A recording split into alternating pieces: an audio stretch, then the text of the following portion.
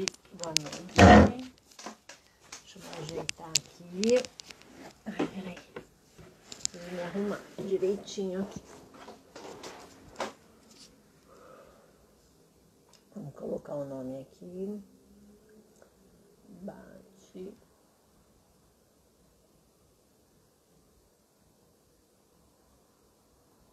Oi, Maristela. Oi, Stephanie.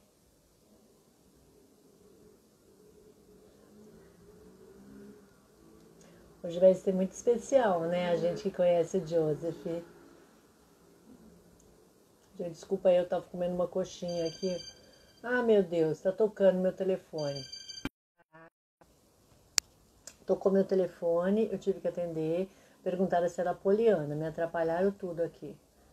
Bate-papo com o Dr. Joseph. Vamos lá. Oi, gente, boa noite. Tô muito feliz hoje, porque hoje eu vou conversar com uma pessoa muito especial. Né, gente? Quem conhece o Joseph sabe bem disso. Oi, Bispo, obrigada por estar acompanhando todas as lives, viu? Silvio, oi. Oi, Pati. Oi, Ju. Então, vai ser mesmo, Maristela. O Joseph falou, Gabi, eu não sei entrar nisso, como que eu entro? Bom, espero que ele saiba, né? Aí, o Joseph, lógico que sabe entrar. Um cara que faz tudo não vai saber entrar? Então, tá vendo? Que bom. Oi! Oi pra todos. Joseph, eu tô só convidando umas pessoas, já chamo você, tá bom? Hoje vai ser muito legal, gente. Vocês vão convidando as pessoas aí também pra assistir. Que nem as blogueiras falam assim, vai clicando no coraçãozinho pra dar engajamento. Tô igual blogueira já. Tô convidando todo mundo aqui, porque o pessoal pede pra eu convidar. Senão eu esqueço. Já te chamo, Joseph. Ai, vou até ver que horas são. Eu entrei, faltava acho que 2 minutos para as 8. Paty, você vai ser responsável, minha assistente de palco, para falar as horas, tá? Porque daí, quando faltar uns 5 minutos, assim, quando faltar uns 6 minutos para as 9, você me avisa, que daí a gente começa as despedidas, as considerações, os agradecimentos. Todo mundo vai me ajudando aqui. Bom, já convidei bastante gente. Vamos lá, boa noite a todos. Oi, Elida. Oi, pessoal. Ai, eu tô tão feliz hoje, gente. Vocês não têm noção de como eu tô feliz. Agora eu tenho que achar o Joseph. Achei. Me aceitar. Vamos lá. Olha ele. Tá me ouvindo? Olá, pessoal, tudo bem? Tá me Tá ouvindo ouvindo bem, aí, Joseph? Gabi? Eu tô. Tudo bem, pessoal? Tudo jóia? Eu já falei pra todo mundo que eu tô muito feliz hoje. Poxa, que bom, eu também, estou muito feliz. Tô mesmo, viu? Porque a gente pensou que esse agosto laranja a gente não fosse conseguir fazer muita coisa, mas está tendo um retorno tão bom, Joseph, porque pessoas que não podiam ir nas reuniões por uma falta de mobilidade ou por morar longe, estão acompanhando as lives, estão procurando mais a gente. Eu falei que parece grama para esse paciente com esclerose múltipla, todo dia 2, 3 que entram em contato, que a gente orienta. Tem tantos pacientes novos aqui para você conhecer. Ah, que ótimo, que ótimo. Eu acho que Que assim, bom. é uma oportunidade, então, antes de mais nada, né, já deu agora às 8 horas, né?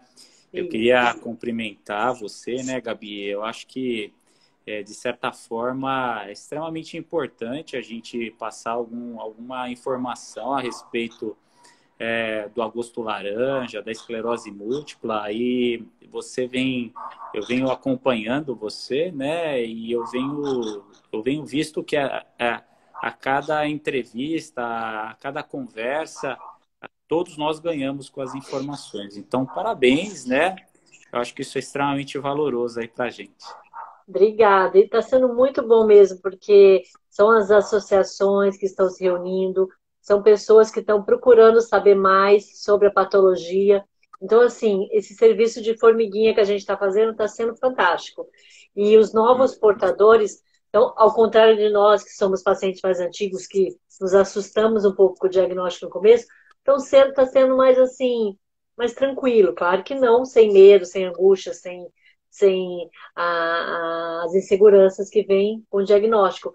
Mas só deles saberem que tem uma associação que dá suporte, uma equipe multidisciplinar, então, assim, é fantástico. E, olha, eu toda vez que eu estou com você, com a Andréia, com a Rosana, com a Yara, gente, a gente está com tantos neuros bons aqui na Baixada. É, assim, incrível o trabalho que vocês fazem, né? Uhum. E os alunos de vocês, então, são privilegiados. Ah, poxa vida, Gabi, obrigado. Na verdade, assim, eu tô há mais ou menos 15 anos, né, que eu acompanho os ambulatórios de neurologia geral e de esclerose múltipla, e desse tempo para cá, muita coisa veio somando, muitos pontos positivos em relação ao nosso conhecimento em relação à doença, não só o nosso conhecimento, mas na questão do diagnóstico, alguns pontos importantes em relação ao conhecimento mais a fundo da doença, novos medicamentos, novos tratamentos, enfim, eu vejo que, de certa forma, esses últimos 15 anos foram bastante intensos aí, né, para a maioria dos pacientes, né, e para nós também na área médica, né. Sim. De qualquer forma, é sempre um prazer, né, poder participar aí e a gente eu já fico aqui no papo com o Gabi aí, né, Gabi? Isso, de frente com o Gabi. Vou De patentear. frente Não com o posso. Gabi, é Não, isso aí. de frente. Esses dias eu fiz de costas com o Gabi, porque eu cortei meu cabelo, eu queria que o pessoal visse meu corte. Olha, gente, boa noite a todos vocês. Eu estou aqui com um médico, o Dr. Joseph Brooks. Ele é neurologista, mestre titular da Academia Brasileira de Neuro, professor assistente da disciplina de Estrutura e Função da Unimes, mestre e doutor em Neurologia pela Unirio. E ele é, assim, fantástico como pessoa, como médico, como profissional. E então eu acho que vocês têm que conhecer essa pessoa magnífica, porque ele e toda a equipe é fantástica. Tá bom? Eu quero começar agradecendo muito que você aceitou o meu convite, porque é uma honra, porque eu tenho que começar falando isso, que em 2009, gente, isso eu tenho que contar porque eu não canso de contar para ninguém. Eu estava com a minha perninha meio estranha, minha pernoca meio balançando, meio pesada, e a paciente médica é o pior que tem. Eu peguei e liguei para um amigo meu, falei assim, olha, eu acho que a minha perna tá ruim, eu devo estar com algum surto, eu vou fazer uma pulsoterapia. Meu amigo, pelo amor de Deus, Gabi, você é médica, vai lá no pronto-socorro. Eu falei, mas ninguém vai saber no pronto-socorro o que eu tenho. O que adianta eu ir? Aí eu fui pro pronto-socorro. Cheguei lá, tinha... em 2009, você fazia plantão no Ana Costa, né? Fazia ainda plantão, eu acho que eu já tinha terminado a neurologia, mas ainda estava fazendo neurofisiologia, estava Olha chegando em aí, tanto. que graça, gente, Deus sabe o que faz. E aí, quem que tava de plantão? Esse carinha aí. Aí ele fez um exame tão minucioso em mim que ele parecia um ET. Eu olhava para ele como se fosse um ET. Porque ele pegava um palitinho, ele, tá sentindo aqui? Tá sentindo aqui? Eu falei, nossa, gente, que médico é esse? Né? Ó, você tem uma lesão em T12, T11, não sei o que. Eu falei, gente, é um ET. Que é isso? Como é que ele sabe? Daí eu fui para São Paulo, fiz uma ressonância, estava lá a lesão naquele lugar que ele falou. Então, assim, a partir daí, nunca mais larguei ele. A Andrea fala que a gente tem que casar com os nossos médicos. Eu já casei com o Neuro, ó, a Simone, dá licença aí, tá? Mas casei com casei com você e com a Esther, a secretária, né? Que não tem como. Então, assim, agradeço muito por ter colocado você na minha vida. Puxa E vida. apesar da gente se conversar só pro WhatsApp, né, para eu pedir declaração para eu ir viajar, né? Na verdade, assim, foi um prazer. Na verdade, eu nunca vou esquecer. Desde então, além de paciente, é minha amiga também. Enfim, a gente acabou estreitando ainda mais, né? Eu acho assim, nesses anos todos, né, Gabi? Graças a Deus você tá bem, você vem acompanhando de certa forma, enfim, e a gente tá bastante animado aí, até porque você, de certa forma, vestiu bastante a camisa, volto a dizer, né, para aquelas pessoas que entraram agora, como importante, né, a gente aproveitar o mês de agosto, né, a conscientização que a gente tem em relação à esclerose múltipla. Lembrando, né, Gabi, acho que eu podia começar Pode começar, por favor. Conversando Falando um pouco, né, assim, a esclerose múltipla é dita como uma doença rara. Eu acabo militando em algumas doenças raras, não só a esclerose múltipla, né? Principalmente as doenças de depósito lisossômico. E a gente sabe que as doenças raras, elas são classificadas no mundo de algumas formas em relação à epidemiologia distintas. No Brasil, a gente diz que uma doença é rara, porque aí a gente começa a perguntar, né? Mas então, como que eu faço para saber se a minha doença é rara ou não, né? No Brasil, a gente fala que uma doença rara é uma doença que tem uma incidência menor do que 65 indivíduos para cada 100 mil habitantes, o que dá uma média, mais ou menos, de 1,3 pessoas para cada 2 mil indivíduos, né? Para a gente ter uma ideia, Gabi, a esclerose múltipla na nossa região, a gente tem 2 trabalhos realizados, né? Depois de 2000, entre 2010 e 2015, né, 2 trabalhos sobre prevalência, e a nossa região tem em torno de 15 indivíduos para cada 100 mil habitantes, o que dá essa característica de ser uma doença rara, né, uma doença não comum, uma doença rara. Então, é só para a gente ter uma ideia, né, quando a gente classifica isso, né?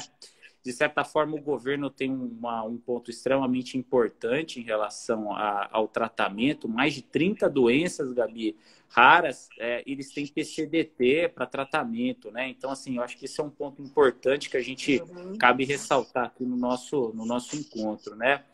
De certa forma, Gabi, assim, o que eu gosto de começar as nossas aulas e mesmo as nossas conversas sabendo assim, não é deixar todo mundo aqui neurologista, não é isso, mas de certa forma é tentar mostrar com algumas informações pontos que eu julgo serem importantes, né? Quanto à questão da gente falar sobre a doença, acho que antes da gente falar sobre a doença, minha opinião que você acha que a gente poderia abordar um pouquinho sobre a analogia, tentar fazer uma analogia? O que você Sim, acha, é Gabi? bom para a gente entender um pouquinho o que acontece, né, com os fusíveis lá do nosso cérebro. Por que acontecem os surtos? Certo. Na verdade, assim, eu acho que o ponto importante é saber, né, que a célula que faz todo o processamento cerebral é o neurônio, né? Acho que isso, de certa forma, já é sabido por muitos, né? Saber que esse neurônio ele é protegido, de certa forma, por uma estrutura, né? Uma estrutura lipoproteica chamada mielina, né? Essa mielina ela é produzida por uma outra célula chamada oligodendrócito, mas ela tem uma função muito semelhante, Gabi, a um fio de energia elétrica, né? Porque a gente diz que o neurônio conversa com outro tão rápido, né, Gabi, que a gente diz que é quase como na velocidade da luz, não é verdade? Por exemplo, para eu piscar, para eu estar falando, para eu coçar meu nariz, por exemplo, eu não penso nisso. Isso acontece espontaneamente, não é verdade? E para essa conversa que a gente chama de sinapse acontecer, a gente precisa, na verdade, desse estímulo elétrico. E a mielina, né, Gabi, que eu falei para você, na verdade ela tem uma função vital, que é uma função de aumentar a velocidade de conversa entre esses neurônios, né? E aí, nesse sentido, se a gente fizer uma analogia, vamos pensar num fio de alta tensão, por exemplo, numa rede de luz elétrica, e a gente poder amplificar isso numa cidade, por exemplo, numa estação de luz, numa cidade. E eu consigo, por exemplo, receber energia elétrica, mesmo estando muito afastado de uma grande central de energia, porque eu tenho cabos de energia elétrica que chegam até a minha casa, que chegam até a minha identificação, né? Se a gente fizer uma analogia com o sistema nervoso, né, Gabi? A gente tem milhões de neurônios que são mielinizados e que, de certa forma, conversam para que uma determinada informação tenha sentido para a gente, né? Por exemplo, não adianta nada eu sentir o cheiro de uma substância se isso não tem uma representação, por exemplo, puxa, é o perfume do seu namorado, da sua namorada. Puxa, isso me fez lembrar uma viagem que eu fiz para um lugar bacana, que, nossa, eu lembro que eu comi um alimento tão gostoso, uma janta. Enfim, isso tudo tem processamentos cerebrais para que isso tudo tenha um sentido para a gente, né? Voltando na questão para o sistema nervoso central, isso é, de certa forma, organizado em áreas específicas do nosso cérebro, tá? Quando a gente fala em relação a uma doença, né, Gabi? Nesse caso, a esclerose múltipla, a gente está falando de uma doença desmielinizante, né, Gabi? Eu não sei se para todos essa informação já é sabida, né? O que é uma doença desmielinizante, né? A doença desmielinizante é uma doença na qual a mielina ela é produzida de uma forma normal, mas ela é agredida, né? Ou seja, o soldadinho que está para te defender entende que a mielina é algo que deve ser agredido, tá? De certa forma, isso acaba acontecendo em várias doenças, inclusive na esclerose múltipla. Eu não sei aqui se eu estou falando demais, Gabi. Não, pode falar, porque eu estou anotando, se surgir... Gabi, né? Não, conforme for surgindo, eu vou te falando, que nem você pode até introduzir aí, de acordo com cada neurôniozinho que queima, entre aspas, é que vai dar o sintoma e vocês vão saber através da ressonância, já pode daí... Isso, na verdade, eu acho que o ponto mais importante é assim, né, Gabi? A esclerose múltipla, apesar de ser colocada como uma doença desmielinizante, vamos dizer que você tem uma inflamação, né? O soldadinho inflama algumas áreas específicas que a gente tem no sistema nervoso, que é cheio dessa mielina, entendeu, Gabi? E aí, na verdade, dependendo de onde tem essa inflamação, você pode ter sintomas diferentes da doença, né? E é por esse ponto que a gente tem uma certa diferença de sintomas entre os pacientes, né, Gabi? Eu lembro que naquele surto que você teve uma alteração na medula, não foi isso, Gabi? Foi. Uma mielite, né?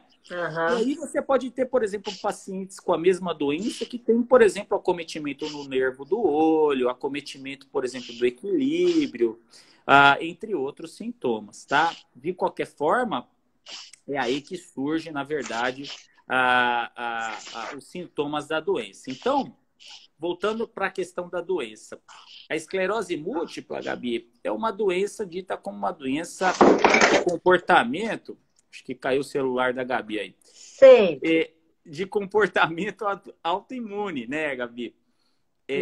Sendo assim, sendo uma doença de comportamento autoimune, o próprio soldadinho, né, ele entende que a mielina, né, que essa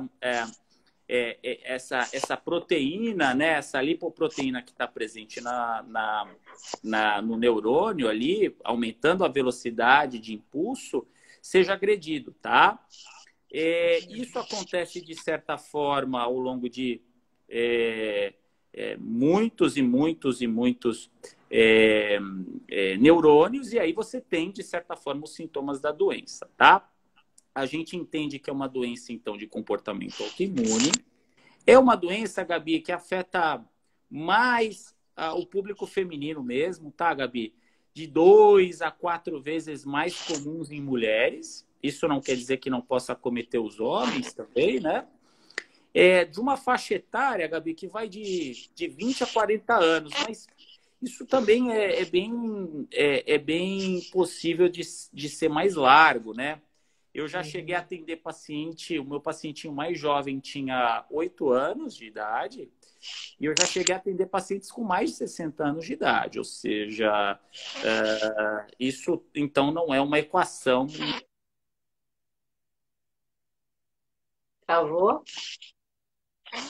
Agora foi. De qualquer forma, Gabi, é uma doença que acomete, então, esse público. E como eu falei, né, uma doença que acaba tendo uma prevalência diferente no mundo, né? Aqui no Brasil, como eu falei, a gente tem em torno aí de 15 pacientes para cada 100 mil, podendo, Gabi, em países mais afastados da onde? Da linha do Equador, da região dos trópicos, tem uma incidência muito mais alta, né? Uhum. Principalmente nos países europeus, no Canadá, que são as incidências disso pode chegar a 100, 120 pacientes para 100 mil habitantes. Ou Aí eles seja, falam que é por causa do sol? na verdade, assim, a explicação que a gente tem em relação a isso ainda é muito remota, mas acredita-se, se a gente for fazer a analogia na região norte, acima do Equador, e na região sul, abaixo do Equador, você concorda que a região do Canadá, mesmo a região da Normandia, ou mesmo dos países escandinavos, se a gente fizesse uma analogia para o hemisfério sul, a gente estaria falando numa linha abaixo da Argentina, de Bariloche. Ou seja, o continente sul ele é muito mais próximo do Equador do que o continente norte. Então, uma das hipóteses que se postula é, de fato, a ausência da luz solar, né? A gente sabe que, por exemplo, alguns países, quando tem a sua mudança de estação, sofre muito, né, Gabi, com essa questão da falta de luz, muitas vezes, ou muitas vezes com períodos do mês onde a exposição da luz é muito pequena e períodos onde a exposição é muito grande, né? Isso, de fato, é um ponto, Gabi. Como a gente não tem, apesar de estudarmos muito a respeito de fatores que possam, de certa forma, ser os causadores, a gente sabe que, por exemplo, algumas características podem contribuir. Entre elas, né? A teoria da higiene, né, Gabi? Então, assim, não sei se você tem conhecimento, mas hoje, cada vez mais, as crianças elas se expõem cada vez menos aos alergênios que habitualmente a gente se expunha antes, né? Antigamente o menino era o menino e a menina eram aquelas crianças que voltavam quase que com pó no corpo inteiro, não é verdade? Voltavam sujinha, sujinha, sujinha, porque fazia uma atividade, jogava bola, empinava pipa, brincava com as meninas. E hoje, né, Gabi, acho que a molecadinha está bem dentro de casa, não só por conta agora do Covid, mas eu digo antes, com videogame, né? Assim, muitas vezes fica muito dentro de casa, com a informática, né? Aquelas atividades que antes a gente fazia ficaram muito para trás, né, Gabi? Sabe-se que a exposição, depois de alguns fatores extrínsecos, pode, de certa forma, induzir uma resposta alterada em relação ao sistema imunológico nesses indivíduos. Faz parte, de certa forma, a gente se expor a alergenos de uma forma geral, né?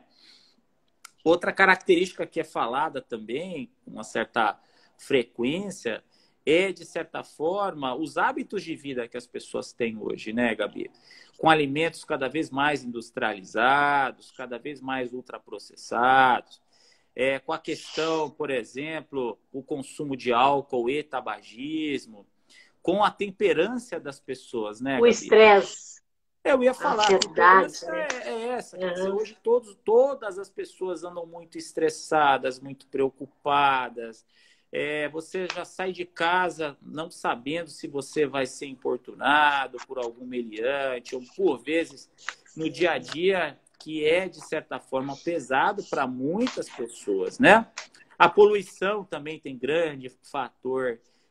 A questão ambiental que a gente tem, né? A poluição de uma forma ambiental, né, Gabi, em relação a isso, né?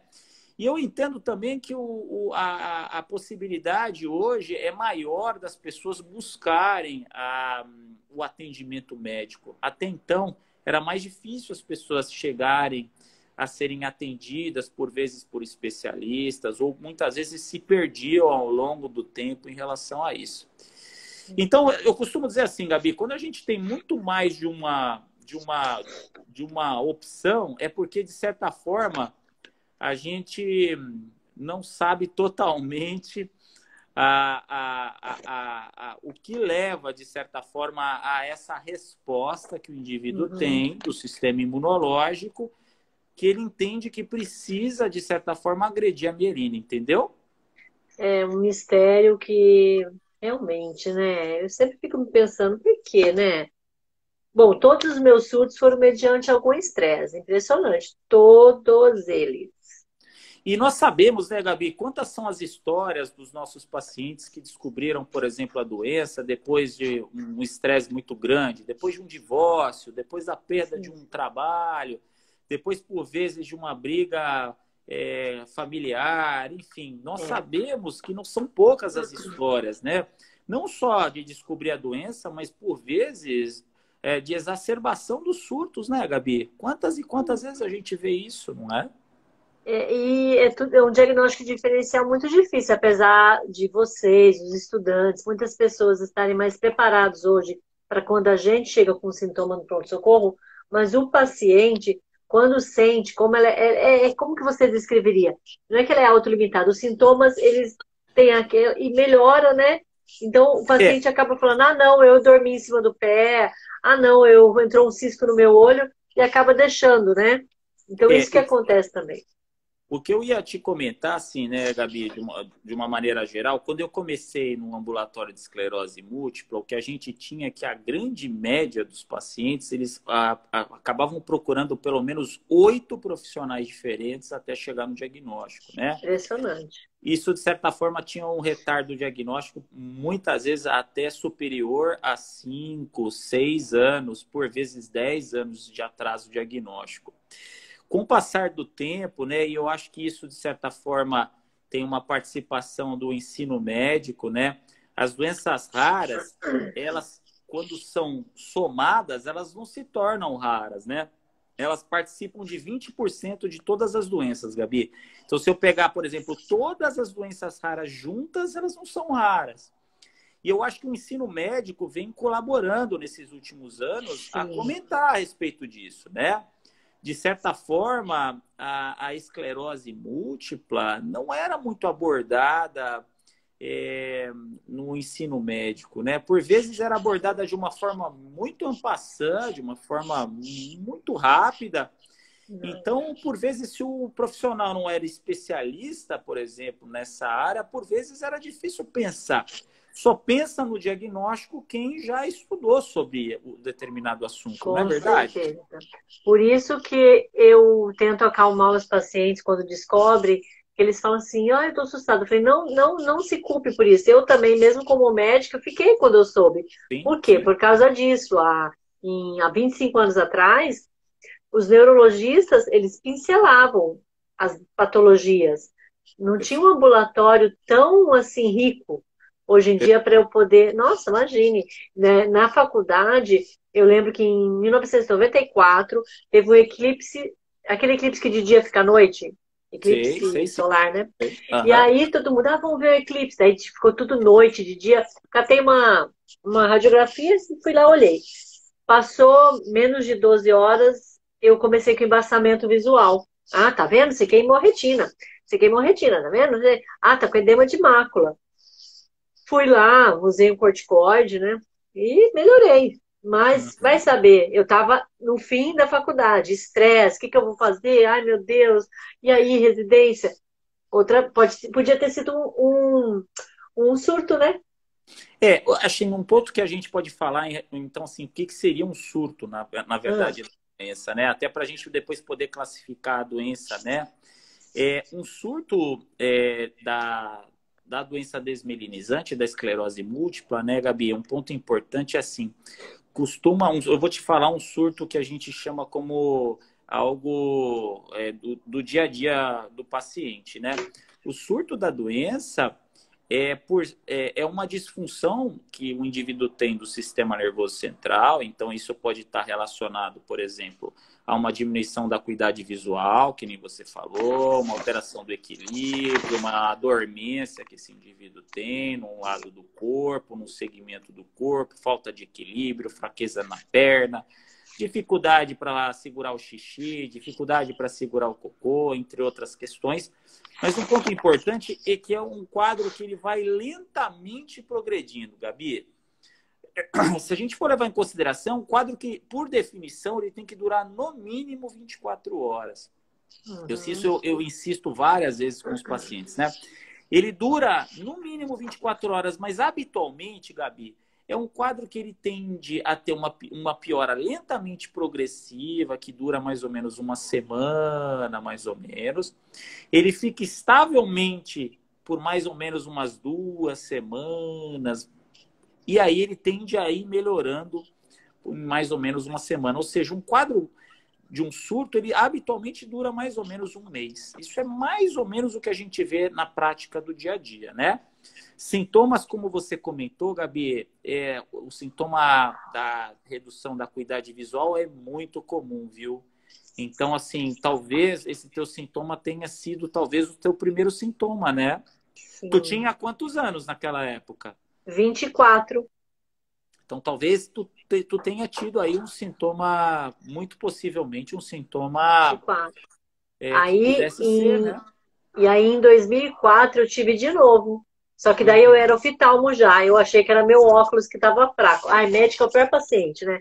Aí eu achei que era meu óculos que estava fraco. Eu mesmo coloquei no aparelho e fiquei, nossa, mas meu óculos não melhora. Aí pedi para um amigo fazer uma biomicroscopia de fundo. Falei, Gabi, tá com uma neurite. Eu, caraca, me ferrei. Eu mesmo, olha só, daí eu não conhecia de hoje que ninguém. Fui lá no pronto-socorro, falei, vai, faz uma pulsoterapia. Olha que louca, nem fiz exame de urina.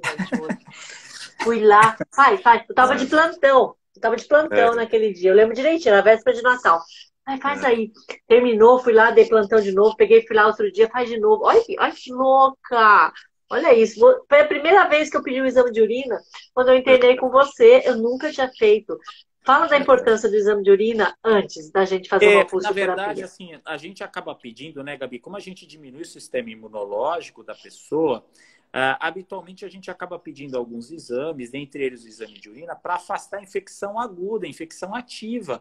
Porque imagina você que o corticoide, então assim, num surto, a gente habitualmente usa um remedinho, que é um corticoide. O corticoide diminui a resposta inflamatória que esse indivíduo tem, melhorando, enfim, a inflamação no sistema nervoso. Mas da mesma forma eu tiro o soldadinho que pode brigar contra aquela bactéria que pode estar presente na urina, né? Lembra que eu comentei que um dos sintomas era a dificuldade de segurar o xixi por vezes, Sim. né? Então, infecção urinária é algo extremamente comum nos pacientes, né? A gente escuta com uma certa frequência, né, Gabi? Então, de certa forma, eu entendo ser algo importante, né? Da mesma forma, é comum a gente acabar introduzindo um vermífugo, né? Porque, por vezes, o indivíduo nem tem tanto sintoma, mas hoje em dia, quem que não tem um cachorrinho, quem que não tem um contato com planta, ou mesmo com salada, e de qualquer forma come fora de casa, ou mesmo na praia, enfim, a gente tem uma chance grande. É só como proteção, né? É mais para uma proteção, né? Como você diminui o sistema imunológico, a ideia é você estar tranquilo em relação a isso. Tá bom. A Carla me perguntou uma coisa aqui. Ela falou que o doutor Guilherme, lá do Papia Bem, falou uma vez que nós temos um tipo de reserva neuronal e que quando essa reserva está no final é que os sintomas nos incomodam e é aí que a gente vai buscar o médico. Então, por exemplo, a gente tem um sintoma, daí chamamos. Depois a gente vai ter de novo e aí ele não vai melhorar, né? Na verdade, existe. Eu conheço o Guilherme Olival também, um amigo pessoal. O que acaba acontecendo é assim: por vezes você tem uma inflamação numa área, e essa área, de certa forma, é uma área pequena, talvez por vezes não é uma área tão eloquente. Então, o que é uma área eloquente? Uma área que tem uma alta funcionalidade. Por vezes, você acaba não tendo sintoma clínico. A lesão está lá, mas você não tem uma alteração clínica. Para quem é paciente, ou mesmo para os acompanhantes dos pacientes que estão nos assistindo, muitas vezes a gente não tem sintoma, e aí você faz uma ressonância e você vê alguns pontinhos que você se pergunta, puxa vida, mas eu não sinto nada nesse ponto. É mais ou menos isso. Então, assim, de certa forma, há um limiar que o teu sistema nervoso tem para tentar se adaptar a esse processo inflamatório. E se isso, de certa forma, ocupar um espaço maior, né, Gabi? Os sintomas podem vir a acontecer. E dependendo da gravidade dessa inflamação, isso pode trazer, de certa forma, uma gravidade do ponto de vista clínico, né? Quantas vezes a gente vê pacientes que têm surtos mais brandos, surtos mais fortes, por vezes que se recuperam completamente com corticoide, por vezes se recuperam parcialmente dos sintomas. Então, de certa forma, essa inflamação é que vai poder trazer, sim, os sintomas clínicos. Então, eu acho que é mais ou menos por aí que a gente entende. Eu sei que a gente fez mais ou menos uma sequência que tem muita coisa interessante, mas tem 3 perguntas que me fizeram. Claro. A Karina perguntou se a esclerose múltipla ataca a parte sexual. Pode alterar? Sim, porque assim, a questão sexual é envolvida em vários pontos. A gente poderia falar aqui, Gabi, pelo menos 1 hora sobre isso. Mas a gente tem, por exemplo, além da questão dos pontinhos branquinhos que a gente tem no sistema nervoso central, no crânio, a gente pode ter lesõezinhas na medula, como foi no seu caso especificamente. Isso pode alterar, de certa forma, o bom funcionamento sexual. Fora isso, Gabi, a gente sabe que dentro da esclerose múltipla é comum os indivíduos poderem cursar com mais ansiedade, com mais depressão, com mais alternância entre ansiedade e depressão, entre outras.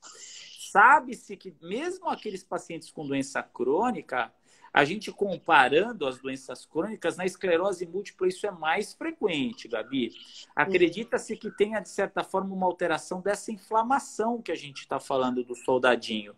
Então, por causa da desmelinização? Isso, na verdade, dessa inflamação, isso causa, de certa forma, essa desmelinização, e esse status que a gente tem dessa inflamação crônica pode afetar, sim, essa parte também. Então, de certa forma, é um tema muito importante, de certa forma, pouco abordado. Muitas vezes o paciente se sente inibido de conversar sobre isso, principalmente quando o médico é do gênero oposto, né? Então, os homens ficam com vergonha de falar para as médicas e vice-versa, né, Gabi? Mas é um ponto extremamente importante na qualidade de vida dos pacientes e que tem tratamento, né, Gabi? Várias formas. Hoje em dia tem muita coisa para a gente se ajudar. O bispo quer saber se afeta a memória. Eu sei que a minha cognição... A memória também. Algumas literaturas comentam, já colocam como sintoma, né, a alteração da memória. Bem verdade, eu tomo muito cuidado quando eu falo sobre isso, porque o público não médico, o público leigo, pode tentar fazer uma correlação com o nome esclerose, que eu vi até eu cumprimento aqui a Andréia, mando aqui um grande beijo para ela, que ela falou tão bonitinho e tão direitinho. Porque, assim, se a gente falar sobre esclerose, né, Gabi, talvez esclerosado possa arremeter aos pacientes... A senilidade. Com envelhecimento e senilidade, o que não tem nada a ver. Mas a alteração de memória que o bispo me pergunta acontece, bispo, no que a gente chama principalmente na velocidade de processamento. Hoje em dia, Gabi, a gente faz 3, 4, 5 coisas ao mesmo tempo, né? Sim. Por exemplo, eu estou com você aqui, eu tenho que olhar se o meu celular está vibrando, eu escutei uma chamada da televisão, eu escutei o telefonema. Isso tudo a gente faz ao mesmo tempo na nossa vida moderna, né, Gabi? E com essas inflamaçõezinhas e com essas plaquinhas, esse processo, essa velocidade de processamento acaba ficando comprometido, principalmente no nível de atenção mínima que você tem para determinadas atividades.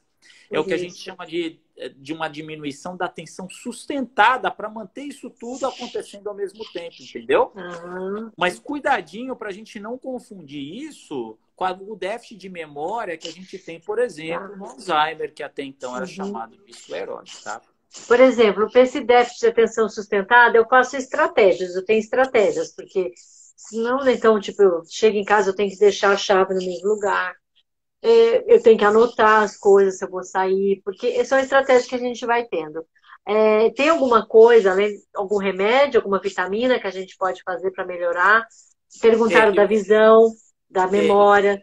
A gente sabe, assim, Gabi, que isso é muito comum, isso já acontece no início da doença, então muitas vezes as pessoas acham que os indivíduos que têm mais tempo de doença ou uma doença mais ativa são aqueles que vão ter. Não, muitas vezes você tem uma doença recém-diagnosticada e isso acontece. Por vezes, o paciente ele se sente extremamente desconfortado, porque muitas vezes nem o cônjuge ou nem o familiar acredita nisso, né? Sim. Ah, pô, mas aonde está a tua cabeça? Por que você esqueceu tal coisa? Tô desligada. Isso acontece desde o início. O que a gente acaba orientando, né, Gabi, de certa forma, é que os indivíduos, quando relatam isso, eles tenham, de certa forma, uma rotina. Eu acho que essa rotina ela é fundamental. Você ter horários bem marcados, evitar os distratores. Então, muitas vezes, avisos que podem ser hoje no celular. Então, hoje a tecnologia está para ajudar a gente, né, Gabi? Muitas vezes aviso no próprio papel ajuda a gente. Tudo. E tentar se treinar a ter um foco maior em relação à atenção. Existem algumas terapias que são realizadas na equipe multiprofissional que pode, na dependência da avaliação médica, orientar os pacientes nessa linha, né? De fortalecimento em relação à questão da memória. E aí, cada caso tem que ser abordado melhor, né? Tá, a Adriana tinha perguntado no caso da visão, alguma vitamina. Eu, como oftalmo, a gente geralmente prescreve vitamina A, mas eu falo para comer cenoura. Já viu óculos o coelho de óculos, né? Mas, na verdade, é um conjunto, né? É um hábito alimentar saudável, né? Eu acho que assim, isso que você abordou, eu acho que é o ponto mais importante, né? Independente do tratamento que a pessoa estiver fazendo, né? O tratamento estabilizador de doença, acho que o ponto mais importante é esse indivíduo ele tá, de certa forma, se sentindo bem, né? Lembrando que a saúde, né, Gabi, não é só a ausência de doença, né, cara? É o bem-estar psíquico, é o bem-estar físico, é o bem-estar emocional. Então, de certa forma, eu acho que tudo isso é importante. Mais uma vez, te parabenizo. A gente teve aí reuniões de Gabi com o pessoal da nutrição, com fisioterapeuta, com psicóloga médico, também, muito bom foi. Então, assim, eu acho que tudo isso é importante. Do ponto de vista especificamente para a questão da visão, dependendo da onde na verdade, a gravidade da neurite, né, Gabi? Existem, de certa forma, tratamentos que tendem a tentar ajudar, na verdade, o foco da visão. E aí, nesse sentido, os médicos que estão acompanhando vão poder dizer isso de uma forma mais objetiva. Mas não há um tratamento específico em relação a um determinado ponto, a um determinado déficit já sequelar, tá? Eu acho que um ponto importante também, né, Gabi, que a gente falou em surto, mas a gente não falou em pseudo-surto, né, Isso Gabi? que eu ia te perguntar. É muito comum, né? O pseudo quer dizer falso ou escondido, né? A palavra pseudo, né? Seria, vamos dizer, um surto muito na verdade, algo que aconteça muito próximo a um surto, que faz confusão com o surto. É muito comum, né, Gabi? A gente mora num país tropical, de temperatura quente. Que paciente, depois de um tempo de exposição ao sol, não sente uma fadiga mais importante, né? Não sente, por exemplo, uma piora na dormência, uma piora na força, por exemplo, e que volta de uma forma geral depois de alguns minutos, depois de alguma hora, de algumas horas, né? O pseudosurto, por definição, ele dura menos de 24 horas, porque o surto, de certa forma, é um quadro progressivo que dura no mínimo 24 horas. E pode ou não estar relacionado, né, Gabi, a aumento da temperatura corporal. Eu estou repetindo muitas coisas aí da Andréa. A Andréa chegou a comentar, muito bonitinho. Mas é importante. Também. A gente tem um fenômeno, né, chamado fenômeno de Uthoff, que é nada mais, nada menos do que uma piora do sintoma neurológico frente à exposição à temperatura, né? O corpo ele aumenta a temperatura e o indivíduo pode presenciar uma piora dos sintomas frente a essa questão. Ou seja, não só a temperatura, mas por vezes a ambientes que estão mais quentes. Então, imagina uma banheira muito quente, um chuveiro muito quente, pode, por vezes, criar um sintoma desse, tá? Eu tive um caso interessante. Eu fui para Caldas Novas.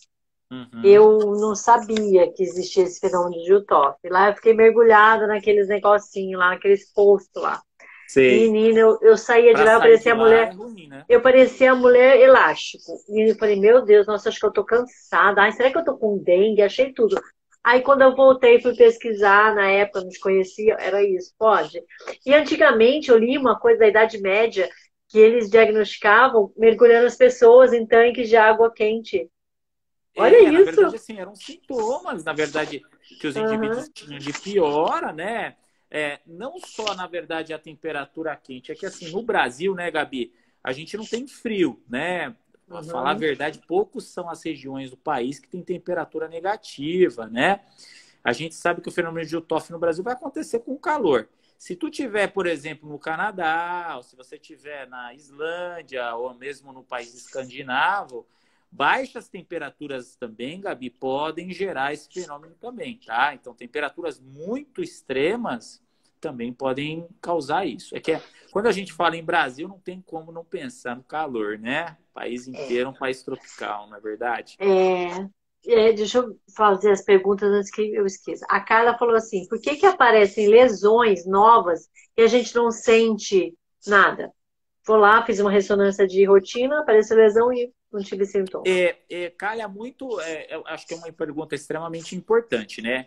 Hoje em dia a gente tem, e a gente vai comentar alguma coisa de diagnóstico, né, Gabi? Antes disso, eu só ia comentar Sim. os tipos da doença, né? Aham. Mas assim, calha muito bem essa pergunta. Hoje a gente tem um arsenal diagnóstico grande, né? Hoje a ressonância magnética ela ocupa, de certa forma, um papel importantíssimo em relação ao diagnóstico. E um ponto importante, Gabi, é assim: a gente tem a possibilidade de detecção de alterações imunológicas que antecedem o quadro clínico. Você está entendendo? Então, hoje eu Sim. consigo, através de exames complementares, anteceder, por vezes, uma sintomatologia clínica. Foi o que eu comentei que muitas vezes eu posso encontrar, por exemplo, um indivíduo que tem uma lesão nova na ressonância, uma lesão por vezes captando contraste, e essa lesão por vezes não tem um sintoma clínico.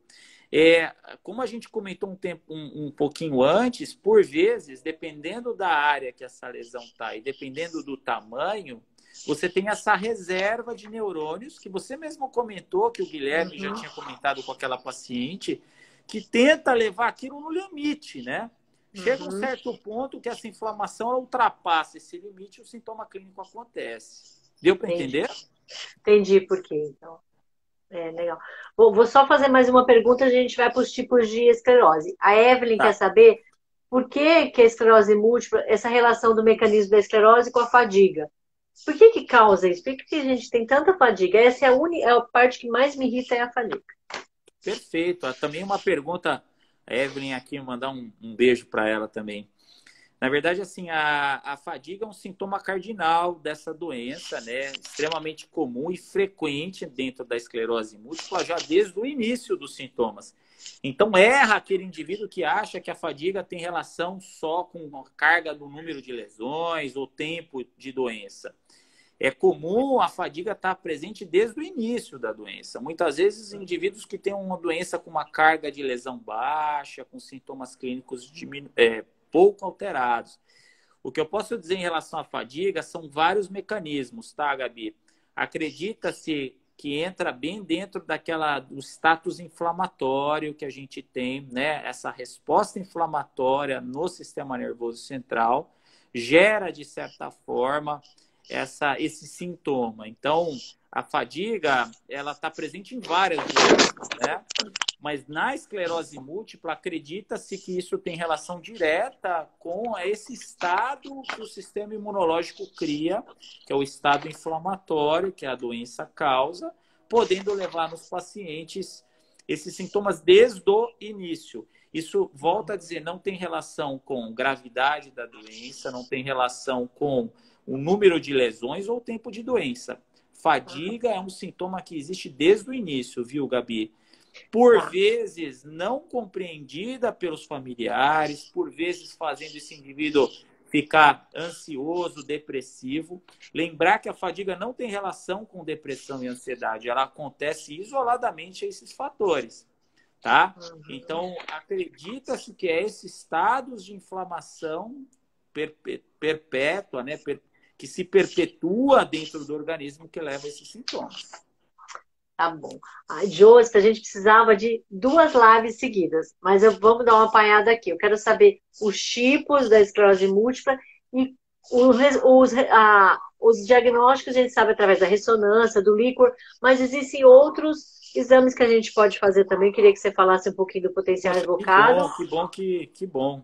Isso. Na verdade, assim, os tipos da esclerose múltipla, né? Então, talvez tenha algumas pessoas que acham que a esclerose múltipla tem que ser de uma forma. Na verdade, gente, quando a gente vê os pacientes de uma forma geral, 80% deles, ou seja, de cada 10 pacientes, 8 vão ter a forma recorrente e remitente. O que quer dizer recorrência e remitência? O indivíduo ele tem aí a instalação de uma forma insidiosa, de uma forma progressiva, como eu já comentei, que tem mais ou menos uma duração de 1 ano, de 1 mês. E o indivíduo, espontaneamente, ele vai regredindo os sintomas, podendo que essa regressão seja completa ou incompleta, tá? Ou seja, ele tem uma recorrência dos sintomas de tempos em tempos com a remissão dos sintomas de tempos em tempos, tá? Isso é 80%, Gabi, dos indivíduos, tá? Dos pacientinhos com esclerose múltipla. Ah, Joseph, e os outros 20%, né? Os outros 2 de cada 10. Então, a gente tem um indivíduo, que seria 10%, vão ser aqueles indivíduos que têm, Gabi, a forma progressiva. Então, esses dois de cada 10 vão ter a forma progressiva. E a gente pode dividir essa forma progressiva em 2 grupos, tá? No grupo primariamente progressivo e no grupo secundariamente progressivo, tá? O grupo primariamente progressivo, Gabi, é um grupo que ocupa 1 de cada 10 e são aqueles indivíduos, Gabi, que vão ter sintomas clínicos de uma forma de uma piora progressiva. Eles não fazem aqueles períodos de remissão do sintoma e passam períodos bons. Eles vão piorando progressivamente em relação aos sintomas. São indivíduos que, de certa forma, apresentam quadros clínicos de disfunção do sistema nervoso muito parecido com os pacientes com a forma recorrência remitente. No entanto, pioram progressivamente, tá? E os formas secundário progressivo são aqueles indivíduos, Gabi, que foram em outra hora recorrentes remitentes, tá? Que seriam os 80%. E que depois, Gabi, isso é muito individual, mas a gente entende que depois de 15, 20 anos de doença, a doença começa a ter uma ação inflamatória menor. Veja, a gente não pode generalizar, tá, Gabi? Tem indivíduos que podem ficar 20, 25 anos tendo uma forma inflamatória, tá? Estou comentando com você, é mais uma forma acadêmica, mas assim, cada indivíduo que segue, que tem uma doença ou que acompanha, ele pode estar dentro de uma classe dessas e o médico que acompanha que vai poder dizer, né? Isso. E, de certa forma, essa fase secundariamente progressiva acontece depois de 15, 20 anos da doença em mais ou menos 50% dos pacientes recorrentes remitentes, tá, Gabi?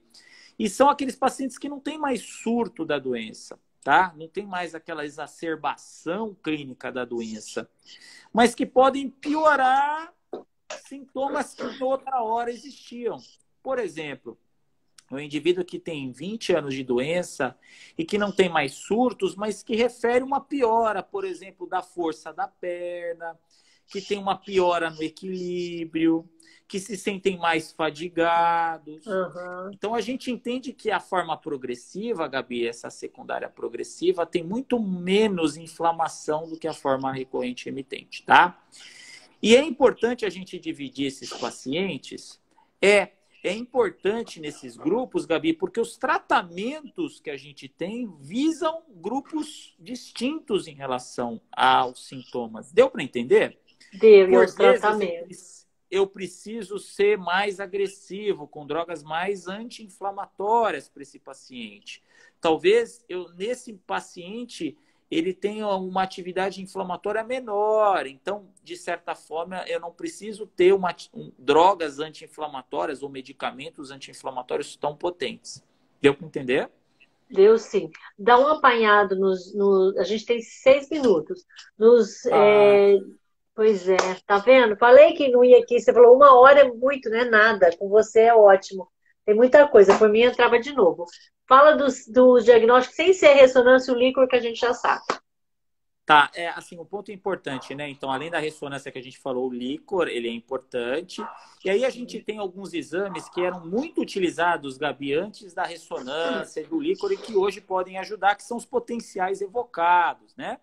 Os potenciais, Gabi, são nada mais, nada menos do que a gente poder marcar e a gente poder registrar potenciais elétricos dos neurônios em estímulos que são distintos. Eu posso dar um estímulo visual para você, mostrando, por exemplo, a alternância entre a cor branca e a cor preta, como é o potencial evocado visual, e quanto tempo esse estímulo demora para chegar do meu olho até a minha região occipital, que é a área de processamento da visão. Eu posso dar um estímulo elétrico na palma da minha mão e ver quanto tempo demora para chegar até a área que vai fazer esse processamento. Sendo assim, não é um exame específico para a doença esclerose múltipla, mas pode, Gabi, bem naquele caso que o médico está na dúvida, se ele não conseguiu ver uma determinada mielite, ou então ele não viu a lesão no nervo do olho, se isso pode ajudá-lo na questão da disseminação dessas lesões desse indivíduo. Então, eu entendo que, juntamente com a ressonância e o líquor, os potenciais evocados, eles são importantíssimos aí para a questão do diagnóstico e do segmento desses pacientes, tá bom? Sim, olha, eu só sei de uma coisa, a gente vai ter que marcar outra, porque não é só agosto que a gente vai divulgar. Eu prometi que todo mês eu vou fazer uma live agora. Adorei. Muito bem, Daí muito a gente vai te bem. chamar de novo, que daí a gente foca, que nem numa só dos exames, numa só do tipo, daí a gente esmiuça mais nisso, porque tem muitas perguntas, mó legal, tem pergunta que eu nem imaginava. Então, assim, que nem o lance de que já não tem, como não tem biomarcador. Não, tem muita coisa legal. Como temos 3 minutinhos só, eu quero agradecer de novo. Gente, qualquer pergunta que vocês tiverem, me mande. Eu peço, faço pro Josi, depois eu respondo vocês. E, nossa, tá sendo fantástico. E, olha, eu fico assim, eu falei de novo, fiquei emocionada. E a Andréia apareceu aqui depois.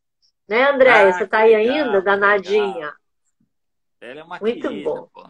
Ai, eu adoro. Na Nossa, verdade, demais. assim, Gabi, eu só queria terminar, né? Como a Por gente tem favor. 2 minutos, Isso. primeiro te agradecendo todas as pessoas que estão aí me assistindo. É o maior prazer mesmo poder estar participando de algo tão grandioso que é o conhecimento, ainda mais na conscientização dessa doença, tá?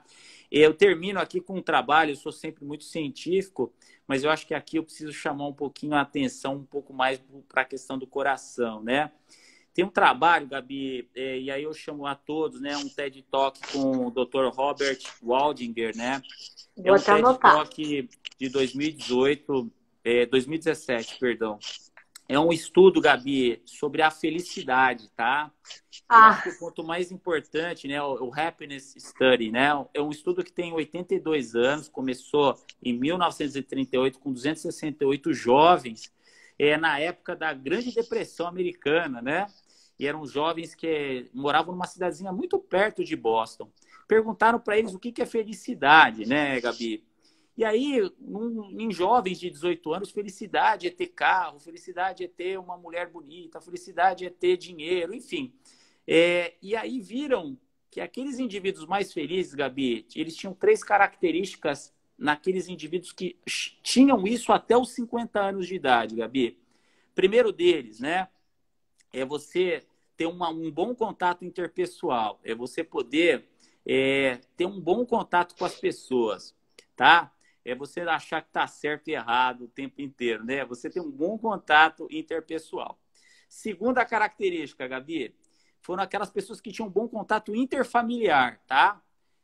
Que tinham um contato bom com o irmão, com o pai. Hoje em dia a gente vê tanta coisa aí, né? Por causa de nada. 27 segundos. A pessoa muitas vezes não consegue, né, lidar bem. Terceiro ponto, mesmo longe, é você saber que tem alguém que se importa com você, que te ama, tá bom? Muito obrigado, gente, que a gente possa ser feliz